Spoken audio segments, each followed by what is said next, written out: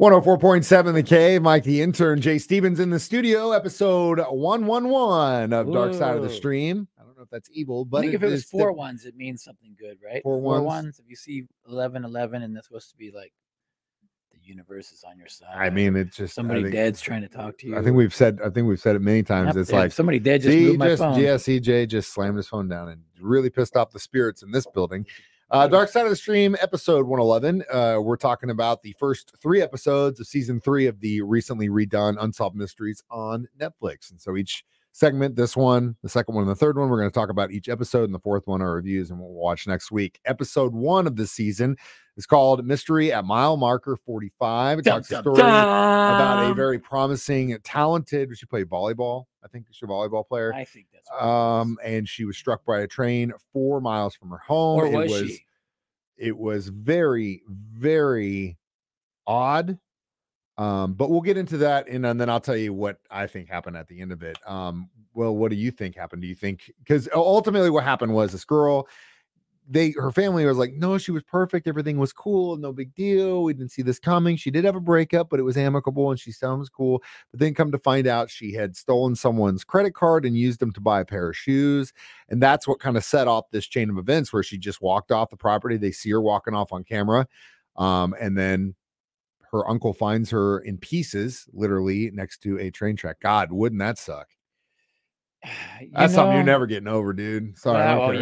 Yeah. But it 50-50. It could be foul play, or it could be. Still haven't found the shoes or the pants. There's an article of clothing they still haven't found. And I can't remember what it was. It's just these kind of things just don't add up. You know what I'm saying? From the one perspective, if you're going to sell it in the show, definitely sold it like there was something sinister going on here, because they look at the path that she would have had to walk to get to the train tracks. They kind of followed it in where they started to find the stuff that she had dropped along the way. And her family, God love them, and you feel for them. They're never going to give up on this. They don't think that their daughter committed suicide. But I mean, maybe she didn't even mean to. Maybe it's drugged up or something. Could have been laid up there. That's the one hand. The other hand of this spectrum, which me, when I watch these things, I was like, there's got to be conversation about this somewhere online. I believe it was Reddit, and take it with a grain of salt. But from what I understand, a lot of people in the area said, or at least claimed, that the producers did not show a lot of stuff that she was actually doing. She was actually in a really dark place. The breakup was a lot worse than they let on. Right. She was actually doing into some self-harm, like cutting herself and stuff like that. So when you leave that stuff out, then of course you're like, oh my God, why would this perfect teenager go jump in front of this out? You want the family's cooperation, be on video, talk about what happened. Leave out the dirt. You got to leave out the dirt. Yeah. I think that's what's going on. And really left a bad taste in my mouth, because whenever I read all that stuff, I was like, you guys are supposed to sell the whole story. If Unsolved Mysteries ever does a story about me, guys, please tell them all the dirt.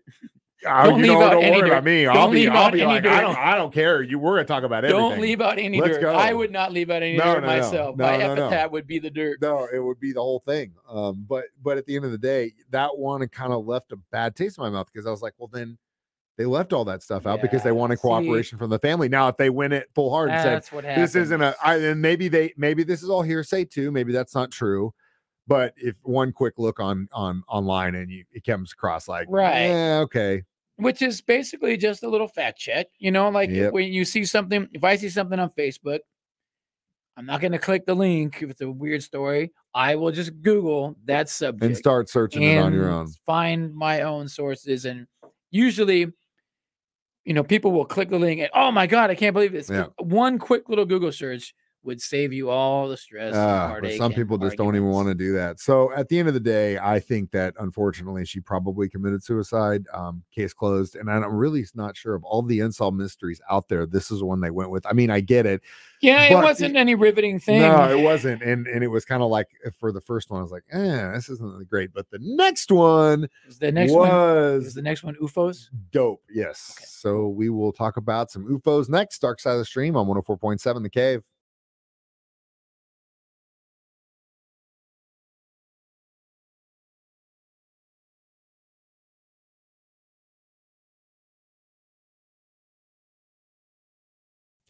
104.7 The Cave, Mike the Intern, Jay Stevens back in the studio, Dark Side of the Stream, episode 111, discussing Unsolved Mystery Season 3, episodes 1 through 3, because they've released them. I'm looking in the sky for UFOs. You should, in this case, be looking at your radar, because that really is what the story was about. A kid who worked for the National Weather Service in Michigan in the early 90s was doing his thing. He worked his butt off. When you get these guys that are like, my whole life, I knew I was always going to be a radar technician. Yeah. Like, dude, really? Like, that's what you want? That's what I mean. Like, I get it. Like, in elementary school, he's like drawing radar so what do you pictures. Want to be a firefighter? What do you want to be? An astronaut? Jason, hey, little Jay, what do you want to be? I'm going to sing in a band. And then here comes Mike.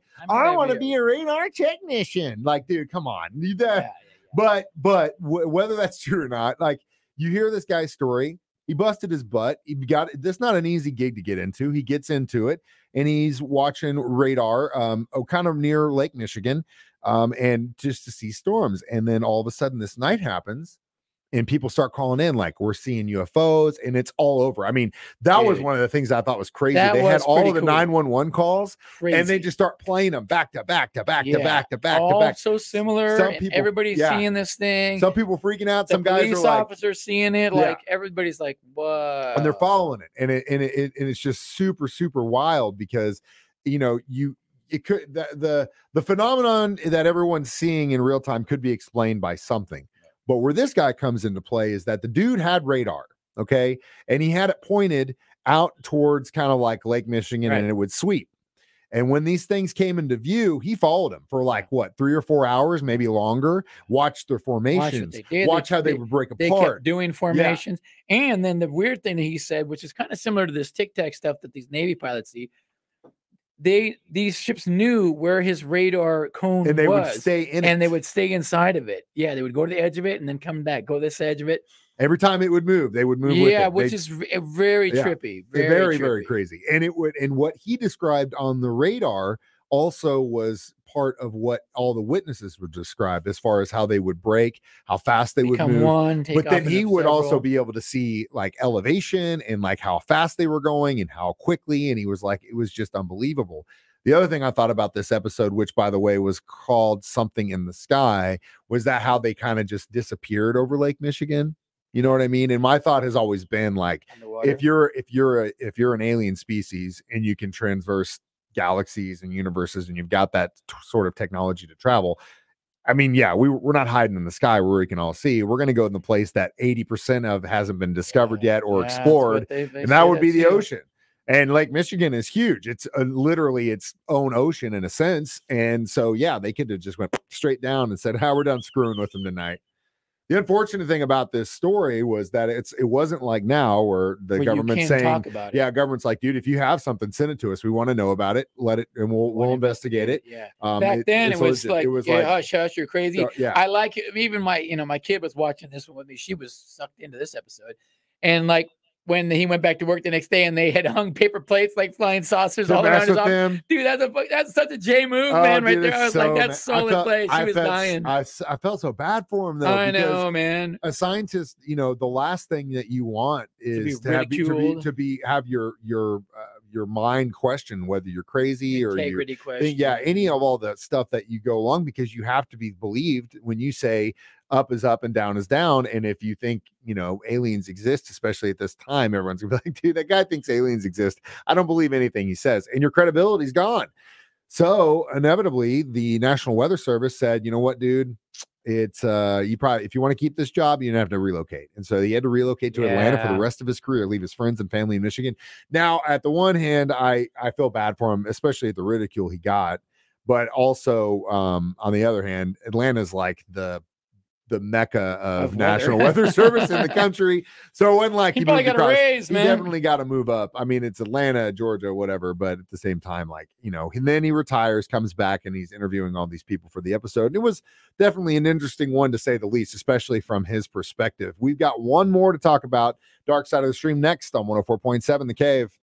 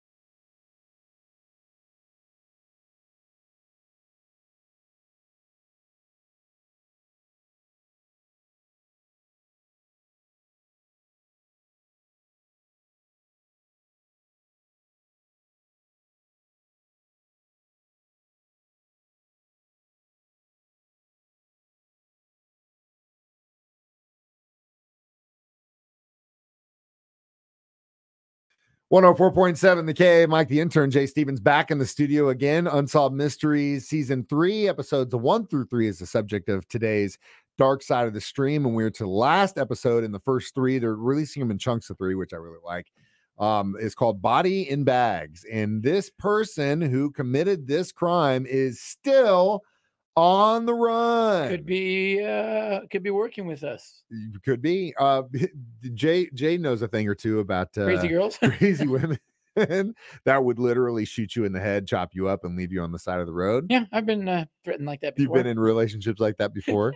You still kind of looking over your back. I've been in relationships where I've been threatened that something would be cut off. Oh, God, wouldn't that be the solution to all your problems? Yeah. Well, for me, it'd be a lot easier for shave my head, cut off my wang, and I'm a good kid. That's the only way that we could get him to behave. In the world. The only way we could get him to behave was to do that. Is saying something. But yes, it tells a story about the guy who, by all accounts, is a really cool dude. He was a really good member in the community, kind of working on his own fashion label, but he also had just a regular 9-to-5 job, had a really good kid who was a football player, and had a really good core of family and friends, and then starts seeing this girl who, by all accounts, was extremely jealous. She slashed his tires because he took his cousin out to a movie instead of her. I mean, it's like his cousin. That should have been a red flag. They say that he was about ready to break it off, and then he goes missing, only to come and find out that they find his body cut up in pieces all along the freeway. Wow, this is like the Jodi Arias thing. Yeah. There's red flags. Big time red flags. But sometimes, you don't look at the flags just because it's so good. You know what I'm saying? Like, I can't roll my eyes long enough and big enough for that comment. Dude, sometimes guys will do that. Yeah, there's red flags, but I'm going to go back one more time. It's not worth it. It's like you just sound like a crackhead. Like, well, one more time, I'm going to go hit the crack pipe. Very similar. Just one more time. Play with fire. And then I'm done. Then I'm going to go to treatment. I'm going to get out of this. Sometimes you get burned. Every single time. And it's just not worth it. Put yourself in the position. Dangerous I just don't understand it. But yeah, the crazy thing about this story is that when they were looking for him, his son actually went to the apartment, and they think that he was probably either shot dead in the room or she'd already began the process of chopping him up. Can you imagine finding that? Going to find your dad or your mom chopped up in a bedroom? Well, he's lucky, though, because I think she probably would have shot him, too, if he would have went in there. Chopping up is, that alone is a tough task, I think, to chop a body. I mean, I've never chopped any deer or anything like that. But dude, I would assume that it's probably a gnarly process. My mom was a trauma nurse for a really long time, and the way she described like either amputations or like having to refix massive breaks, so she's like, these guys are like literally pulling, and this is surgeons, men, big, well built guys, like just like I mean, it's not easy. And this is done by a female who obviously was so angry and so enraged that she was able to chop up another human being, put him in suitcases, and dump him on the side of the road. She would go on, allegedly, I guess. No, not allegedly. They know it was her all day. Because she's on the run. They followed her to as far as New York, where she checked into a hotel. And then after that, she completely disappeared. My theory is she is currently in Canada somewhere, working as a traveling nurse, obviously, because you can get to Canada within hours from New York. She wasn't technically on the run yet. I think she still had about a day or two before they put the APB out on her. But when they did and they followed her trail, they saw where she went. But that's where the trail goes cold. And I bet you 10-1 she's in Canada right now. 10-1 all day. Just being a traveling nurse, because she was a nurse, and nurses are hard to come by. She could be working out at some remote fishing village in Canada somewhere. They don't. She could be here.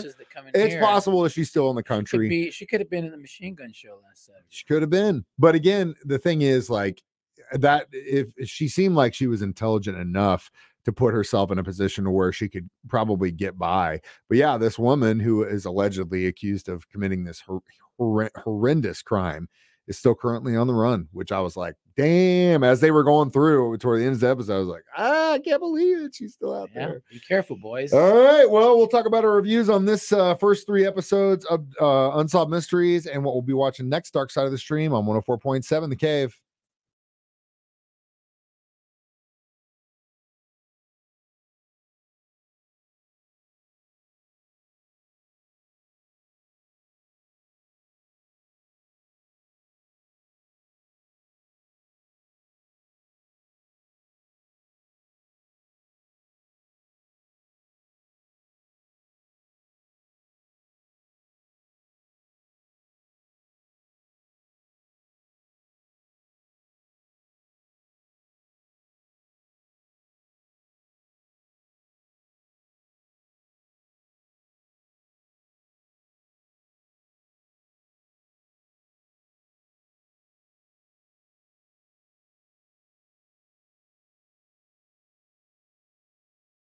104.7 The K, Mike the Intern, Jay Stevens back in the studio, episode 111, Dark Side of the Stream, and we are discussing Unsolved Mystery Season 3, episodes 1 through 3 in this segment. Jay, what was your missing? Okay, we're gonna do how many UFOs on radar did you give this first three? First three? Yeah. Well, the UFO episode carried the load, I felt. Okay, but did it make you want to watch more Unsolved Mysteries? Yeah, for sure. Yes. Yeah.